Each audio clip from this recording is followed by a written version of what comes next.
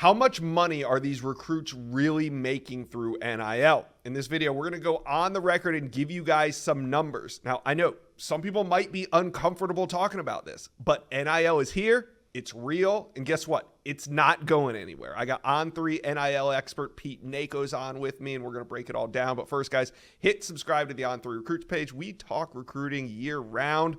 So jump on board, hit subscribe for me, please. All right.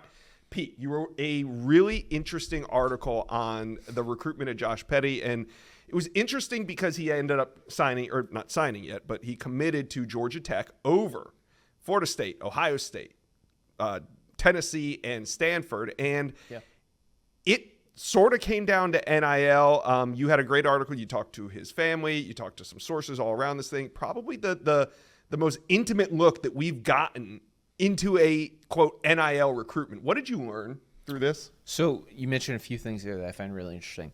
What is an NIL recruitment? Mm-hmm. You know, this is not, we've covered some really interesting things in the past. I wouldn't call this the most money-driven recruitment we've ever seen. If anything, it's probably on the other end of the spectrum.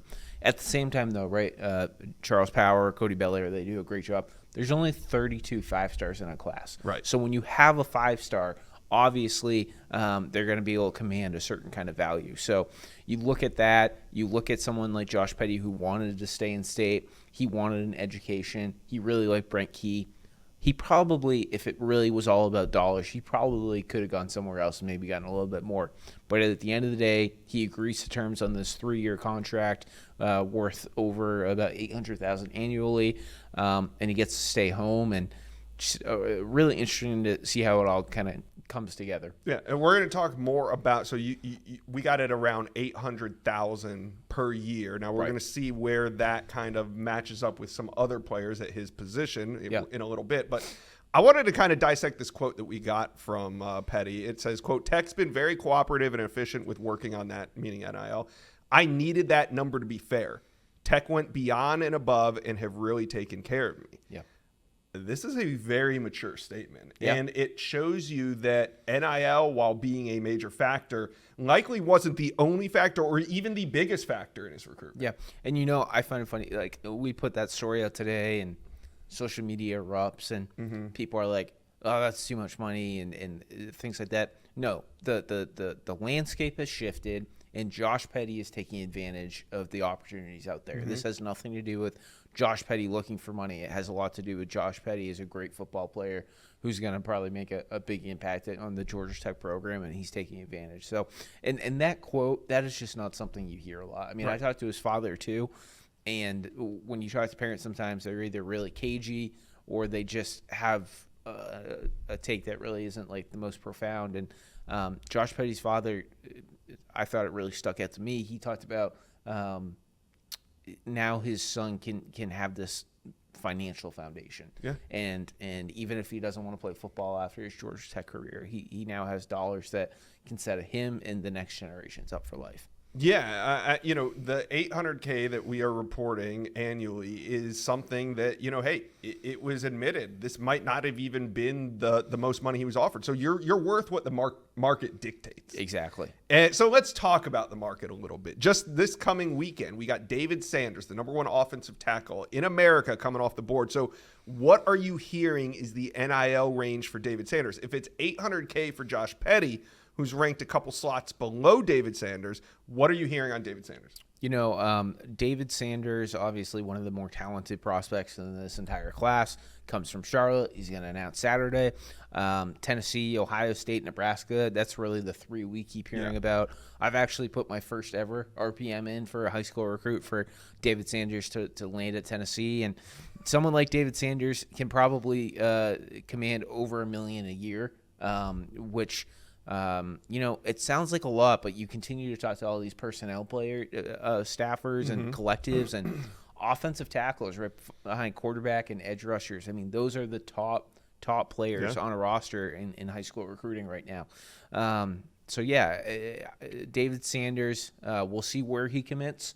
I'm liking Tennessee here, and I think his NIL package will come out to 7 figures annually. And I know that's crazy to hear for some people, but that's the going rate. That's what the market will pay, and David Sanders should collect on what he's worth. So that being said, we also got Michael Fasusi. He's coming off the board in about 10 days. So Michael Fasusi, another premier offensive tackle. Is he in that David Sanders range? I mean, what's he commanding? Yeah, so one thing, Josh, is players like Sanders and Petty and Fasusi, they didn't commit as like this past spring. They went through their OVs. They're trying to make some really I think that's a smart move. Life decisions, and it is a smart move. At the end of the day, it's only going to drive up their price and the need.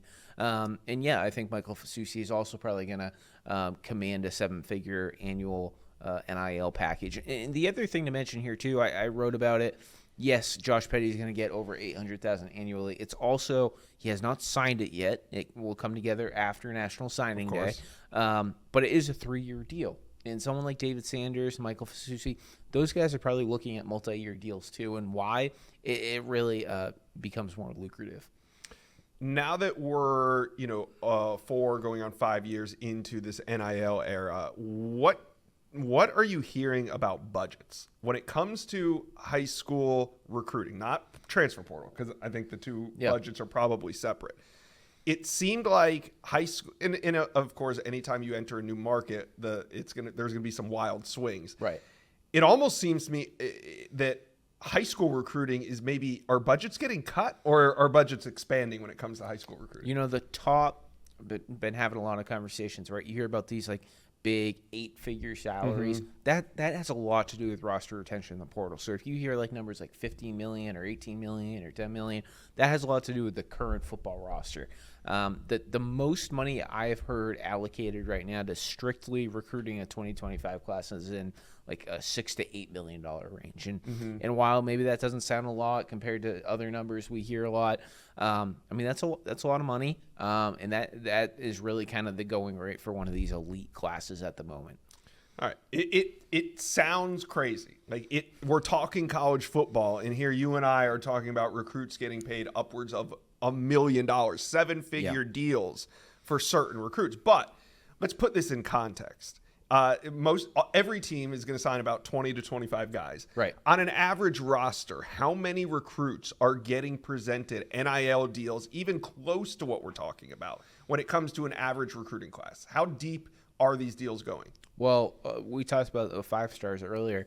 Not every recruiting class is there's not a recruit in every recruiting class in the Power 4 right now that touches 7 figures. It's a very small number. You look at a quarterback right now, right? You used to talk about the $1 million quarterbacks. That is a lot less frequent right now.